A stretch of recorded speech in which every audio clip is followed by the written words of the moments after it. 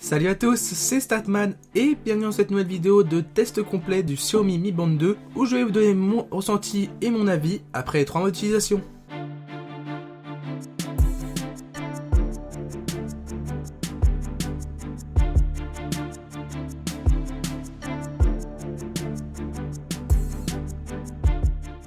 Avant de commencer cette vidéo, je souhaite faire une dédicace toute particulière à mon ami Tadé qui m'a prêté gentiment et sans que je lui demande, ça c'est encore le plus incroyable dans l'histoire, son Xiaomi Mi Band 2 depuis maintenant 3 mois, et c'était une très bonne surprise pour moi. Donc si tu regardes cette vidéo, ce qui sera sûrement le cas de ces 4, sache que je te remercie beaucoup pour cette très gentille attention. Un petit prérequis pour utiliser n'importe quel objet connecté lié à la santé de la marque Xiaomi, c'est l'application Mi Fit qui est disponible sur le Play Store, que vous pouvez installer comme n'importe quelle autre application sur votre smartphone Android.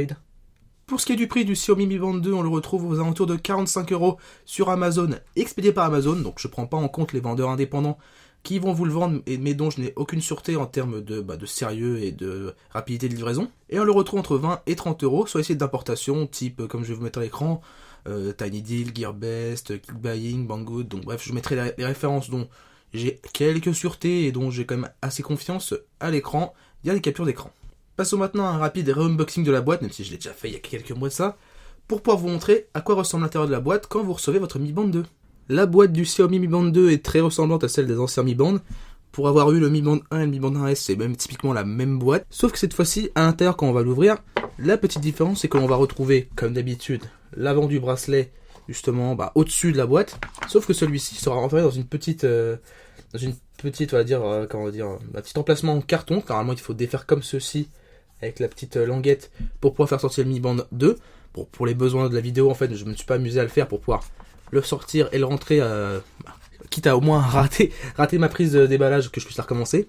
Ou même simplement parce que c'est pas ma boîte et parce que je voulais pas l'abîmer plus que ce qu'on me l'avait donné. Une fois que vous sortez la partie contenant électronique, vous pouvez la poser de côté pour l'instant. Et les deux autres accessoires qui vous sont donnés avec, et c'est logique, c'est un bracelet en plastique qui change un petit peu de celui du Mi Band 1S, que je porte d'ailleurs notamment au poignet en ce moment parce que j'ai fait une petite comparaison entre les deux en les portant chacun sur un poignet. Mais je ne vais pas plus m'attarder tout de suite sur le bracelet parce qu'on va en reparler très rapidement. Enfin, dernier objet que l'on vous donne, et c'est logique, c'est le chargeur du Xiaomi Mi Band 2. Et à ce que vous pourrez voir après, je vais essayer de vous ressortir celui du Mi Band 1S. Sa prise femelle est un peu plus large que celui du Mi Band 1S parce que tout simplement, la partie contenant l'électronique du Mi Band 2 est plus large que celle du Mi Band 1S. J'essaie de vous le montrer tout de suite en caméra, je sais pas si ça va être assez évident. J'espère que vous arrivez à le voir, mais le Mi Band 2 est plus large. Il n'est pas plus long, mais il est plus large que la partie contenant l'électronique du Mi Band 1S, sachant qu'en plus, le Mi Band 2 contient un écran que le Mi Band 1S n'a pas. Avant d'aller plus loin dans la vidéo, je souhaite vous préciser que je vais traiter cette vidéo sous un angle de comparaison avec le modèle précédent de Mi Band, le Mi Band 1S, qui est aussi appelé Mi Band Pulse quand on regarde dans l'application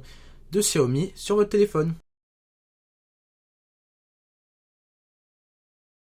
La partie centrale du Mi Band, donc la partie qui contient l'électronique, est plus grande que celle sur le Mi Band 1S et contient la grande différence entre les deux versions du bracelet, un minuscule écran OLED afin de pouvoir afficher des informations dessus. Donc de base, vous avez un accès à l'heure, au nombre de pas effectués, au nombre de mètres parcourus, au nombre de calories brûlées, à un accès à prise de votre fréquence cardiaque en instantané, au pourcentage de batterie restant dans le bracelet et retour à l'heure. Personnellement, j'ai vite retiré la distance et les calories des écrans disponibles car ce sont des informations bien trop imprécises car le bracelet ne contient pas de GPS, ce qui ne permet pas d'estimer correctement la distance, et les calories brûlées dépendent de trop de caractéristiques internes au corps de chacun pour être une information estimable correctement. Pour pouvoir effectuer ce changement, il faut aller dans le troisième panneau de l'application, ce que l'on verra tout à l'heure au moment de parler de l'application Mi Fit.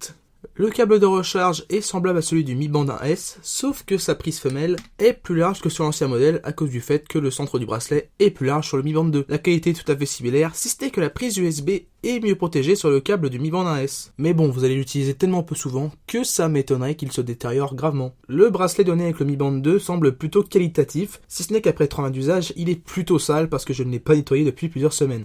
Il n'y a pas de marque d'usure dénotant de matériaux mal dosés ou volontairement de mauvaise qualité. Il est à noter qu'il faut maintenant faire rentrer la partie centrale du Mi Band par le dessous du bracelet, non plus par le dessus, et c'est un très bon choix de conception car cela permet de fortement réduire le risque de perdre la partie centrale du bracelet. Au niveau du fermoir du bracelet, j'ai été satisfait dans un premier temps car il est bien plus facile de fermer celui du Mi Band 2 que celui du Mi Band 1S, mais cela a pour contrepartie négative de rendre la fermeture moins solide. Dans l'exemple que vous pouvez voir à l'écran, le fermoir du bracelet du Mi Band 2 s'ouvre bien plus facilement que celui du Mi Band 1S. Et c'est une démonstration que j'ai pu remarquer personnellement lors de ces 3 mois d'usage. On a tendance à sentir le fermoir s'ouvrir une fois de temps en temps, faut pas non plus exagérer, si l'on accroche son poignet dans quelque chose. C'est quelque chose de dommage, surtout quand, comme moi, on a vécu avant avec le Mi Band 1S et que le bracelet était meilleur.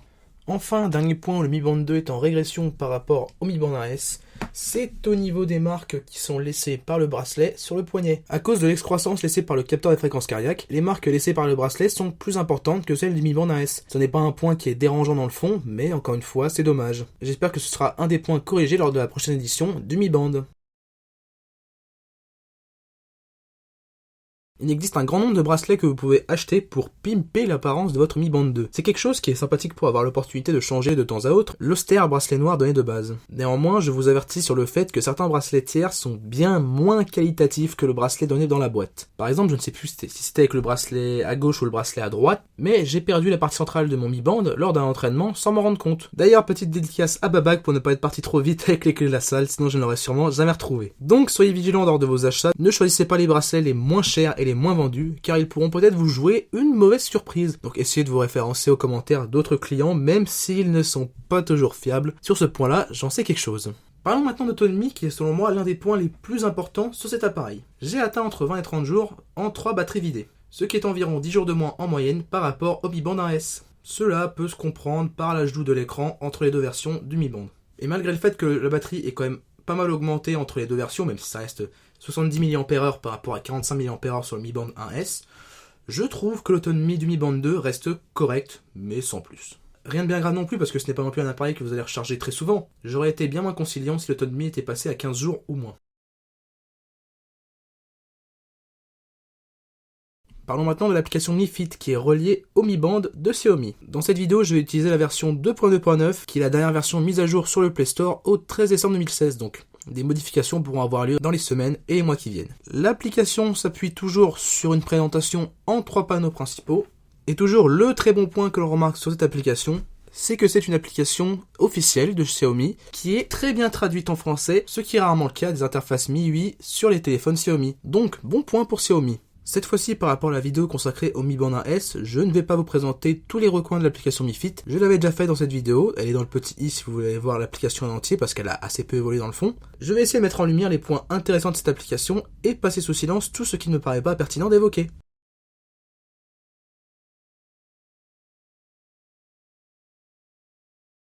L'une des rares nouveautés qui est arrivée après la vidéo sur le Mi Band 1S, c'est le monitoring du rythme cardiaque pendant la course, qui se matérialise par ce petit bouton d'homme qui court tout en haut du premier panneau de l'application. Et étant donné que je n'avais pas testé pendant ma période de test, j'ai été faire une petite course il y a environ 1 heure pour justement avoir les informations par rapport à cette nouvelle fonctionnalité. Alors déjà au niveau des paramètres qu'on peut remarquer, c'est que l'application peut vous parler au moment où vous courez afin que vous puissiez justement entendre quand vous mettez en pause notamment votre course. Ça peut justement vous montrer vos informations de course sur l'écran de verrouillage pour éviter que vous ayez à rallumer votre téléphone avec les mains mouillées. Comme ça vous avez juste à appuyer sur le bouton power que, au pire des cas, qu'il est moins important à dire de toucher qu'une main mouillée qu'un écran. En tout cas selon moi. Ensuite on a plusieurs options désactivées de base que l'on peut activer. On a cette option là justement qui permet justement de faire vibrer le Mi Band quand votre rythme cardiaque mesuré par le bracelet est plus haut que la valeur que vous aurez définie. Donc de base elle est sur 160, vous pouvez aller plus haut si vous voulez. Vous pouvez aller jusqu'à 201 si vous voulez justement vous pousser à fond et limite ne quasiment jamais être alerté.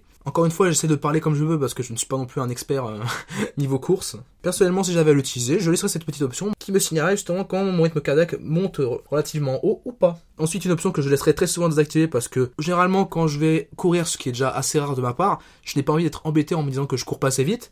Cette petite option Pace Alert, justement, ça vous fait vibrer le Mi Band si vous ne courez pas assez vite. Ça rentre dans le même type d'option que quand, par exemple, votre Apple Watch vous dit que vous ne marchez pas assez et que vous avez tendance à laisser votre gros popotin trop longtemps sur votre chaise. Donc voilà pour ce qui est des paramètres. Et petite chose que vous avez pu remarquer, peut-être même si je n'ai pas immédiatement souligné, c'est la seule partie de l'application qui est pas complètement traduite, donc c'est un petit peu dommage. Il faudra voir si dans les futures mises à jour de l'application Mi Fit, ils prennent le temps de traduire entièrement cette nouvelle partie de l'application, mais clairement, j'en suis pas certain. Ensuite, justement, après avoir couru pendant après 5 minutes, en fait, je suis pas expert, mais ça me fait énormément penser à l'application Runtastic, je crois que c'est comme ça qu'elle s'appelle. Avec votre téléphone dans la poche, ça va vous indiquer quel trajet vous avez fait. En bas du premier écran, ça vous marque la distance que vous avez courue, le temps de course, le rythme de votre course et le nombre de calories qui auraient été brûlées. Encore une fois, ça c'est assez approximatif selon moi. Dans détail, justement, ça revient sur ces mêmes paramètres mais en plus précis. On vous ajoute votre rythme cardiaque moyen, on vous ajoute votre vitesse moyenne, votre nombre de pas par minute et votre nombre total de pas. Dans le volet pace, ça c'est justement pour des courses plus longues que celles que j'ai faites parce que moi ma course n'a même pas atteint 1 km. Ça vous explique justement à quel moment de la course vous avez été plus ou moins rapide. Donc par exemple au kilomètre 1 vous avez été plus rapide qu'au kilomètre 4, mais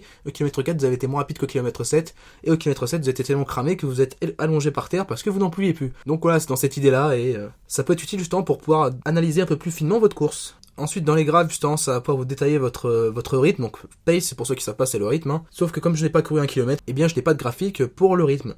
Pour la fréquence cardiaque, comme vous pouvez voir, justement, elle a monté, descendu, monté. Et là, je pense qu'en fait, le pic, justement, qu'on voit où mon rythme cardiaque a baissé, c'est le moment où j'ai fait ma petite pause environ à mi-chemin, donc c'était un peu plus de mi-chemin comme je peux le voir maintenant. On voit que la fréquence cardiaque moyenne est de 136 battements par minute et la plus haute est de 167 battements par minute. Et comme vous pouvez voir d'ailleurs, chose amusante, fréquence cardiaque est un mot traduit en français, au milieu d'une interface en anglais.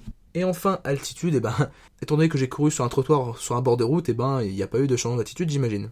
Mais surtout, c'est plus logique, je n'ai pas de quoi mesurer l'altitude dans ce téléphone qui est un Moto G 3ème génération. Donc voilà pour ce qui est de la nouvelle partie dédiée justement au sport dans l'application Mi Fit. Je la trouve pas trop mal faite, si ce n'est justement qu'elle est pas bien traduite par rapport au reste de l'application. Le bracelet a l'air de bien faire son boulot, en contrepartie d'un serrage à votre poignet qui sera un peu plus important pour pouvoir mieux mesurer votre fréquence cardiaque. Certes, je n'ai pas fait de test approfondi sur 5 ou 10 courses, par exemple des courses plus longues que celles que je l'ai faites il y a 1 heure, mais clairement, la partie sportive de l'application m'a plutôt bien convaincu, surtout pour un bracelet qui coûte aussi peu cher par rapport aux bracelets connectés qui sont dédiés aux activités sportives. Dans la partie données de sommeil, vous avez un récapitulatif de données de sommeil qui sont relevées par le bracelet. Donc logiquement, j'imagine que ces données sont basées sur votre mouvement lors du sommeil, et comme vous pouvez voir, il n'y a aucune donnée de la nuit dernière parce que je n'ai pas porté le bracelet la nuit dernière. Je sais pas pourquoi je l'ai retiré, mais bon, tant pis. Pour être très honnête, les données sont approximatives. Elles peuvent être intéressantes à regarder pour juger si vous bougez beaucoup pendant votre sommeil, pour avoir une preuve du fait que vous dormez assez ou non, et si vous vous réveillez pendant la nuit, car malgré quelques erreurs de jugement, les Mi Band sont plutôt bons pour remarquer si vous vous éveillez en plein sommeil. Après, il arrive qu'il considère que votre nuit s'est stoppée ici, et il va donc remettre le reste de votre nuit. Vous pouvez corriger ce genre d'erreur ici, dans le petit bouton éditer, et cela vous permet de rendre plus précise par rapport à vos souvenirs vos données de coucher et de lever. Néanmoins, toute modification fausse les données détaillées du sommeil profond, sommeil léger. Bref, il peut être intéressant de jeter un œil ici si vous vous sentez fatigué. Cela peut vous montrer que dormir 3 heures par nuit depuis 4 jours ne vous réussit pas. Dans la partie fréquence cardiaque, vous allez avoir un mémo de vos mesures en priorité, car vous pouvez déclencher une prise rapide de la fréquence cardiaque depuis le Mi Band 2. Dès que vous prenez une mesure, elle vient se stocker ici. Et si vous voulez, vous pouvez déclencher une mesure depuis l'application. Vous faites c'est compris et hop, vous ne bougez plus votre main.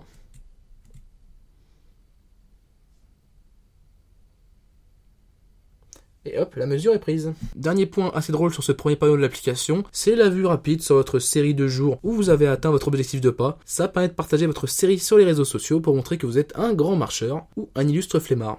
Au choix.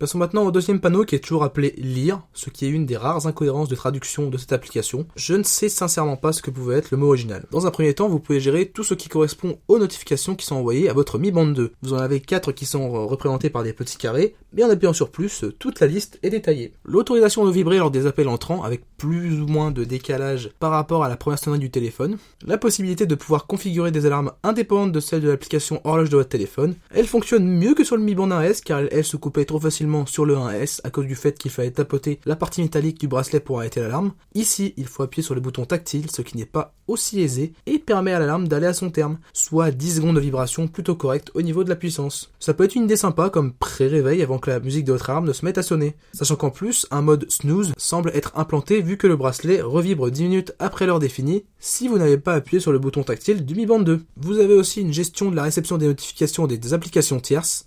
Vous ne pouvez ajouter que 5 applis au maximum, et vous pouvez aussi activer le fait de recevoir des vibrations notificatives sur votre Mi Band seulement lorsque l'écran de votre téléphone est éteint, ce qui est plutôt logique parce qu'une fois que l'écran est allumé, vous pouvez généralement regarder quelle est la notification que vous avez reçue sur votre téléphone. Ça peut être un paramètre utile pour recevoir une vibration lors d'une notification plus importante que la normale. Personnellement, je préfère n'activer aucune notification envoyée au Mi Band. Vous pouvez aussi définir les alertes inactives qui vont régulièrement vous rappeler de vous lever si vous passez trop de temps assis, donc c'est une fois par heure minimum. Et Xiaomi a quand même pensé à l'option repas de famille pour ne pas vous envoyer des notifications de midi à 14h, car ils se disent que vous avez le droit de manger assis et tranquillement. Vous pouvez aussi activer les notifications lors de la réception des SMS par une vibration dans votre poignet. Même principe pour le dépassement de l'objectif de pas fixé par jour, par une vibration dans votre poignet encore une fois. Et enfin vous pouvez définir un mode ne pas déranger indépendant à celui de votre appareil Android afin de ne recevoir aucune vibration notificative durant la période définie, soit votre période de sommeil, soit une période définie manuellement. Voilà pour ce qui est de la gestion des notifications envoyées à votre Mi Band 2. Pour ce qui est du reste du panneau, je vous conseille de laisser désactiver les deux options de confidentialité. Le troisième panneau mène en premier lieu à votre profil et aux infos que vous aurez rentrées lors de votre première connexion avec votre compte Mi Fit. Vous avez un récapitulatif de données globales liées à votre bracelet et qui sont synchronisées avec votre compte Mi Fit pour que vous puissiez justement importer ces informations sur un autre téléphone si vous changez de téléphone entre deux et que vous resynchronisez votre Mi Band 2 à ce nouveau téléphone. On s'occupera de la sous-partie Mes appareils en dernier car c'est sûrement la plus intéressante de toute l'application. En dessous de celle-ci, on peut définir son objectif de pas à atteindre, qui fera vibrer ou non votre bracelet s'il est atteint, suivant votre réglage que vous aurez fait auparavant dans la gestion des notifications. Pour ce qui est des notifications d'état, elles semblent mal fonctionner. Je ne vais pas en parler et vous pouvez les laisser désactiver car elles n'apportent pas grand-chose si ce n'est un rappel de vos données quand elles marchent une fois de temps en temps. Dans le menu paramètres, vous pouvez changer les unités de distance et de poids si elles ne correspondent pas à celles en vigueur dans votre pays, faire afficher une notification permanente dans le centre des notifications afin de vous assurer de la connexion ou non entre votre Mi Band et votre téléphone, comme vous pouvez le voir ici. Vous pouvez aussi vérifier la mise à jour du firmware de votre bracelet. Il me semble avoir eu 3 ou 4 mises à jour en 3 mois, si je ne dis pas de bêtises. Enfin, vous pouvez envoyer directement un commentaire au développeur de l'application. Et enfin, vous pouvez visionner la version de l'application que vous utilisez et la version de l'algorithme qui est en vigueur dans votre Mi Band 2. Terminons par le sous-menu Mes appareils où vous allez retrouver votre Mi Band 2 affiché. Vous avez accès en gros dès que vous arrivez au pourcentage de batterie restant dans votre Mi Band 2 et en plus petit au temps écoulé depuis la dernière charge. Vous pouvez faire vibrer votre bracelet afin de pouvoir le retrouver si vous l'avez égaré autour de vous. Vous pouvez aussi choisir à quel poignet vous souhaitez porter votre Mi Band. Ensuite, vous avez plusieurs paramètres de personnalisation de l'interface de votre bracelet. Malgré tout, ça reste très limité et c'est plutôt logique pour un bracelet connecté. Vous pouvez définir les écrans que vous souhaitez afficher ou non sur votre Mi Band. Seul l'écran de l'heure est obligatoire. Personnellement, j'ai vite retiré l'écran de distance et l'écran lié aux calories brûlées, car leurs données sont encore plus approximatives que les pas et la fréquence cardiaque. Vous avez aussi la possibilité d'adjoindre la date à l'heure sur votre bracelet via le paramètre format horaire. Ce qui est dommage, c'est que seul le format d'heure anglaise est disponible, mais ça reste compréhensible de tous, à condition de connaître ces jours de la semaine en anglais. Via les deux premiers paramètres que vous pouvez cocher ou décocher, vous avez la possibilité de pouvoir faire fonctionner des gestes d'activation pour votre bracelet. On soulève le poignet pour allumer l'écran, on le fait pivoter et ça nous fait changer d'écran. Et à ma grande surprise, ce sont deux fonctions qui fonctionnent bien, donc j'ai pris l'habitude de les utiliser. Le dernier paramètre cochable est la possibilité ou non donnée au bracelet de monitorer le rythme cardiaque lors du sommeil. C'est peut-être en ça aussi que le bracelet essaie de déterminer des zones de sommeil plus profondes que d'autres. En savoir plus vous permet de décrypter comment bien utiliser votre Mi Band 2 et vous signifie ce que chaque icône qui peut apparaître sur votre Mi Band veut dire. C'est une attention plutôt sympathique pour ceux qui ont un doute sur la signification d'une icône, notamment celle d'atteinte de l'objectif qui est, je pense, la moins évidente de toutes, je trouve. Bon, en même temps, il n'y a pas énormément d'icônes non plus. Enfin, tout en bas de la sous-catégorie Mes appareils, vous pourrez retrouver la version du firmware du bracelet, son adresse MAC et son bouton de dissociation tout en bas de cette page. Voilà tout ce que j'avais à dire sur l'application Mi Fit de Xiaomi. Le Mi Band 1S est bien plus généreux en termes de pas et il donne même parfois des poids qui ne sont absolument pas effectués. Par exemple, d'un côté, j'ai effectué 751 pas sur le Mi Band 2 entre minuit et 3h38 du matin, et de l'autre, j'ai effectué 2725 pas avec le Mi Band 1S, alors que je portais le Mi Band 2 à un poignet et le Mi Band 1S à l'autre. Je précise que j'ai passé une grande partie du temps derrière mon bureau à écrire une vidéo. Donc je considère que le Mi Band 2 est plus précis dans la fonction podomètre que le Mi Band 1S. Au niveau du sommeil, étant donné que l'application et les bracelets jugent le temps de sommeil par rapport au mouvement que vous faites dans votre sommeil, les données restent approximatives pour ce qui est du détail du sommeil, mais au niveau de la détection de l'heure d'endormissement et de réveil, les deux bracelets arrivent à être d'accord à quelques minutes près. J'ai pu remarquer une erreur de détection sur mes 5 jours en commun avec un bracelet à chaque poignet, où le Mi Band 1S a arrêté ma nuit au moment où j'ai été éteindre mon réveil et où je suis remonté dans mon lit, alors que le Mi Band 2 a reconnu que je me suis réveillé, puis rendormi une petite demi-heure. Donc au global, le Mi Band 2 fait fort en proposant des données approximatives un peu plus précises que celles du Mi Band 1S. Cela aura son importance au moment de la conclusion. J'attendais avec impatience de pouvoir tester ce Xiaomi Mi Band 2 et j'avoue ne pas avoir été déçu. La fonction qui différencie ce Mi Band 2 du Mi Band 1S qui est son écran OLED a réussi à se rendre utile dans mon quotidien alors que ça faisait bien plus d'un an que je n'avais pu porter de montre à mon poignet. Pour un prix de 25 € environ en importation, j'estime le rapport qualité-solidité-prix de ce bracelet comme étant très bon. La solidité du bracelet et de sa partie centrale est plutôt bonne, l'autonomie reste correcte même si j'aurais apprécié quand même qu'elle soit un peu plus grande, et l'application qui est liée au bracelet, je la trouve toujours plutôt bien faite. Donc si vous êtes intéressé par un bracelet qui peut vous donner l'heure, vous comptez vos pas et vous mesurez votre fréquence cardiaque une fois de temps en temps, je vous recommande ce Xiaomi Mi Band 2. Il ne faut pas non plus oublier tous les points négatifs de ce bracelet qui sont par exemple un fermoir sur le bracelet qui est un peu moins solide qu'auparavant, comparé au Mi Band 1S. On peut aussi citer les marques temporaires laissées par le bracelet sur votre peau qui sont aussi un peu dommages sur l'instant. Et pour un point qui est plutôt dommage que négatif, l'autonomie qui est en baisse par rapport au Mi Band précédent, qui reste donc correcte mais que j'aurais aimé être plus grande. Avant d'avoir testé la partie sportive du bracelet, je comptais vous recommander ce bracelet comme un bracelet plutôt pour une activité on va dire de marche quotidienne justement, qui vous accompagne dans votre quotidien, au travail, à l'université, à l'école, bref dans tout mouvement que vous allez faire dans votre vie. Mais vu que la partie sportive du bracelet qui a été ajoutée entre le Mi Band 1S et le Mi Band 2 semble plutôt qualitative, et vu le prix relativement contenu de ce bracelet, si vous voulez un bracelet justement pour monitorer vos activités de course, et bien au final c'est un bracelet que je peux vous recommander tout autant pour un monitoring de course basique que pour vous accompagner dans votre vie quotidienne. Voilà, c'est la fin de cette vidéo de test complet du Xiaomi Mi Band 2, j'espère qu'elle vous aura plu. Comme vous avez vu, j'ai essayé d'ajouter un petit peu de facecam dedans pour pouvoir, disons, ne pas laisser tout le temps ma caméra face à la table alors que je n'avais rien à vous montrer, j'espère que ça vous plaira. Je m'excuse pour la qualité vidéo en facecam, je filme avec mon Asus Zenfone 3 avec la caméra frontale pour pouvoir avoir un retour vidéo. Pour avoir un retour de ma sale tronche. N'hésitez pas à me dire si vous aimez bien ce format de vidéo justement de test complet ou disons je meuble les moments où je n'ai rien à montrer en montrant ma tête. Ça peut être toujours un peu plus agréable que le fait de rester 20 minutes ma caméra face à la table alors que je n'ai rien à montrer. Si ça vous a plu, n'hésitez pas à lâcher un petit like, ça fait toujours plaisir. Et sur ce, je vous dis à très bientôt pour une future vidéo. Allez, salut!